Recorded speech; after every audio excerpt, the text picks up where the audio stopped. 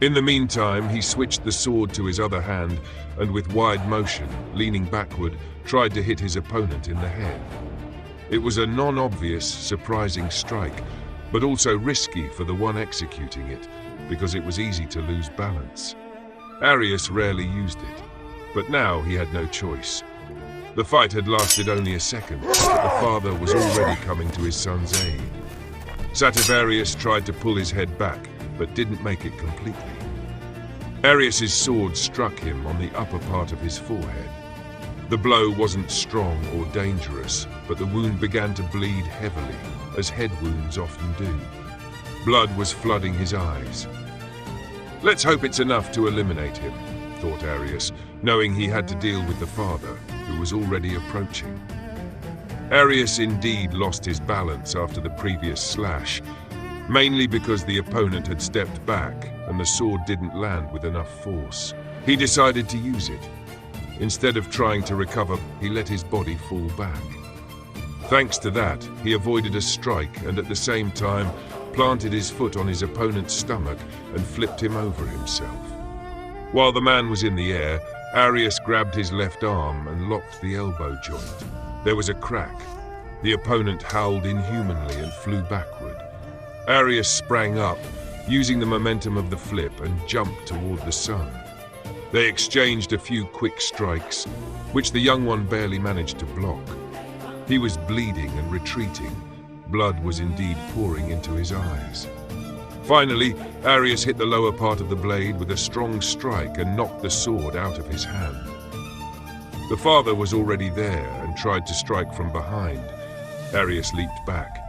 He tried to stay close to Marianna and far from the opponent's horses, as if suggesting a solution. But it wasn't easy. They stopped. The advantage was on Arius's side. Both of them were wounded. He was not. Time worked in his favor. As planned, Arius started shifting toward the sun, who now had only a spear. At one point, Father shouted something Arius didn't understand, probably some internal code. The sun stopped and began slowly moving toward the horses. Seems the plan worked, thought Arius.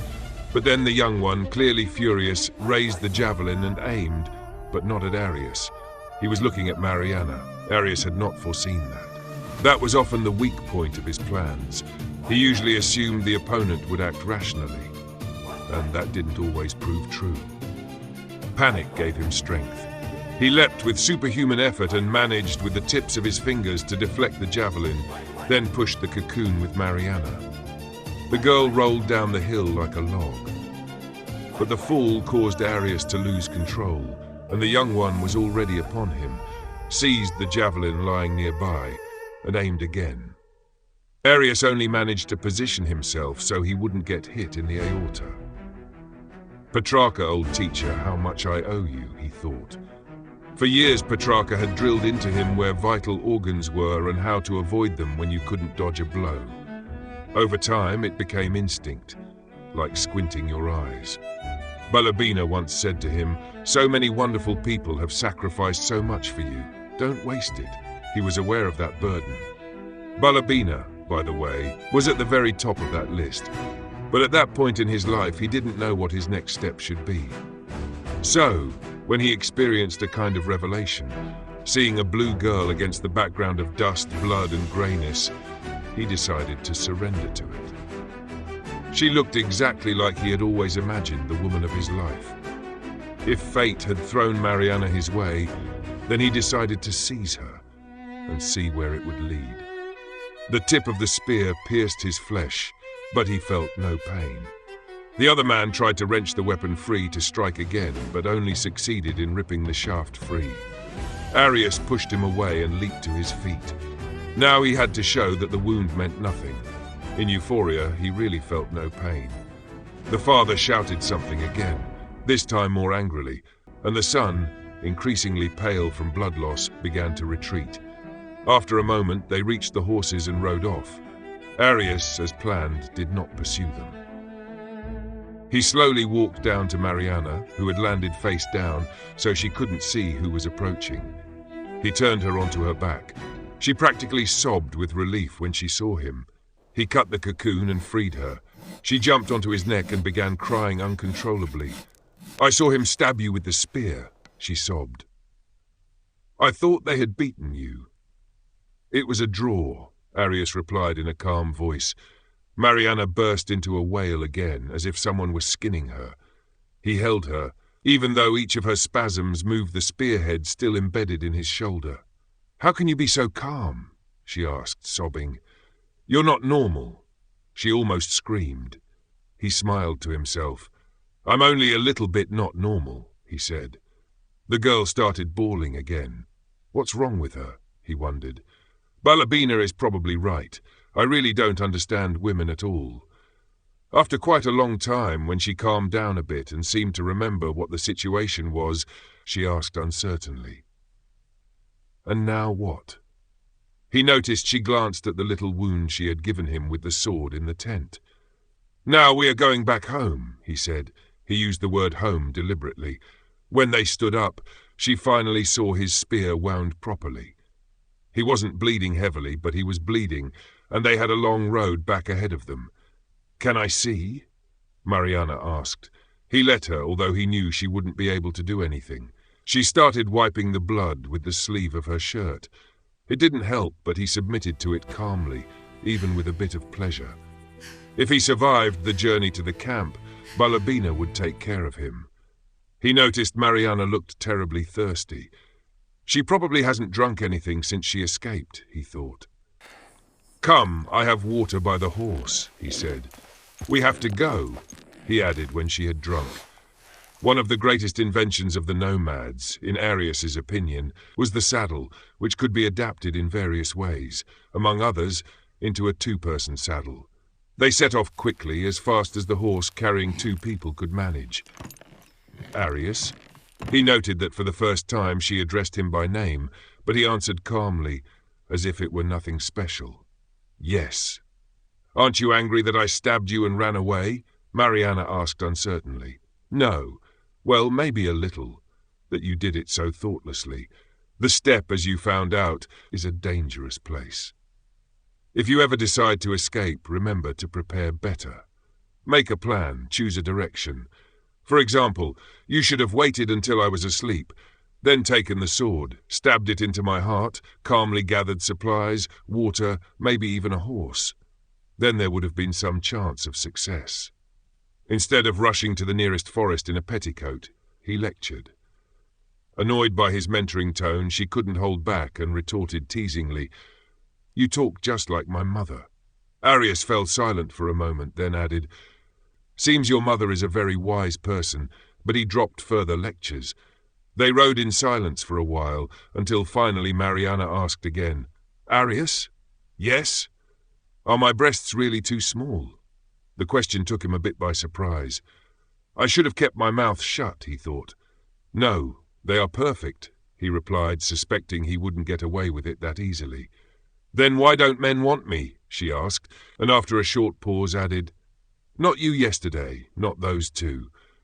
Well, the young one seemed like he was getting ready, but the older one got mad, stuffed me into a sack and tied me up so tight I couldn't move. Something must be wrong." He barely stifled a laugh. That at least explained the cocoon.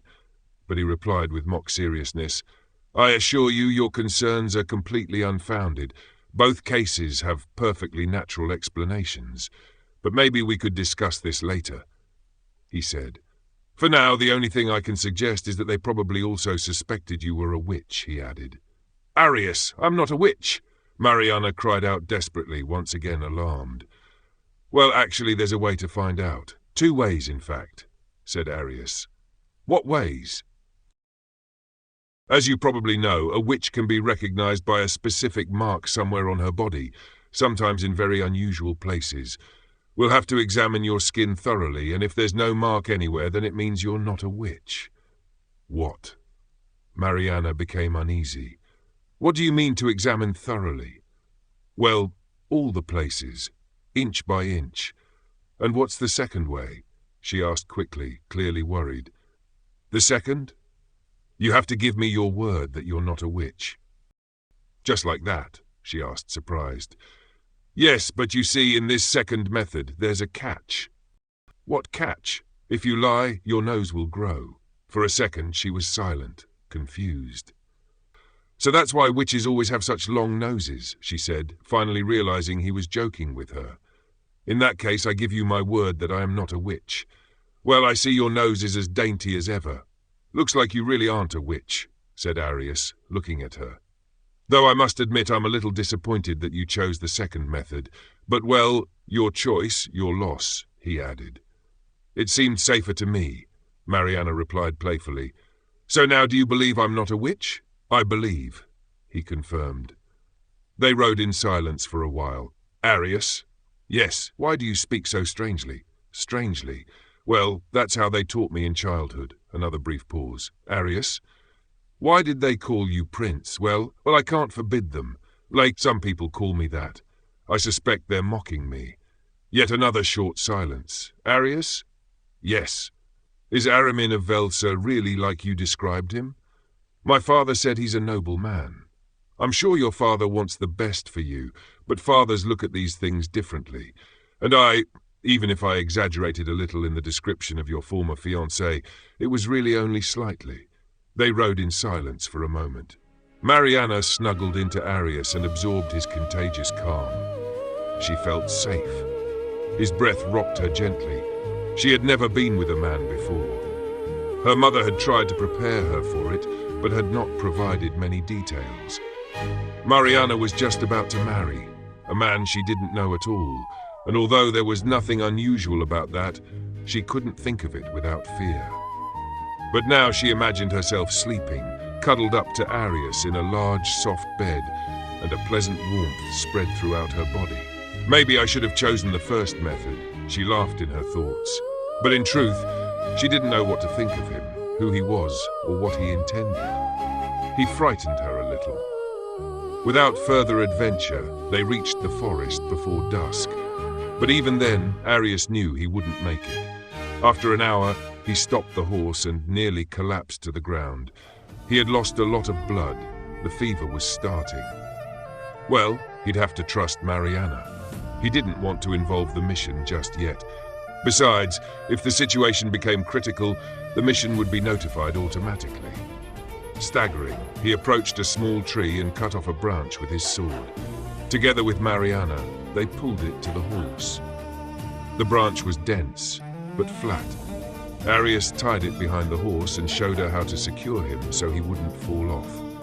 And then he said, panting heavily, "My dear Marianna, in about 2 hours, you will reach a fork in the path. The night will be bright, so you probably won't miss it. If you take the road to the left, by tomorrow evening you'll reach the road where we ambushed your caravan. Turning left there again, in a few hours you'll reach Arcona. It's the shorter route. If you turn right there, you'll reach Asocha. That's much farther. I'd advise you to wait until dawn, but if at the fork you turn right, in a few hours you'll reach our settlement. There Balabina will take care of us. You have about 2 hours to think and choose." He said that and lost consciousness. Willingly or not, Marianna moved forward. What to do, she wondered. She had already almost accepted her fate, that she would stay with Arius. He fascinated her. He was somehow mysterious, magical, and really handsome. And now she could abandon all that and return to her old life. What to do? Unconscious, Arius began to mumble. At first, she didn't pay attention, but then she started catching words and sentences. A while later, she began to cry, and at the crossroads, without hesitation, she turned right. After a few hours, she indeed reached the edge of the forest and saw the camp. They had seen her too, and a few riders set out to meet them. When they rode up, someone shouted, "It's the prince and his woman! He's wounded!" They called him Prince again, she thought, and collapsed, exhausted. After all, she hadn't slept in maybe 3 nights.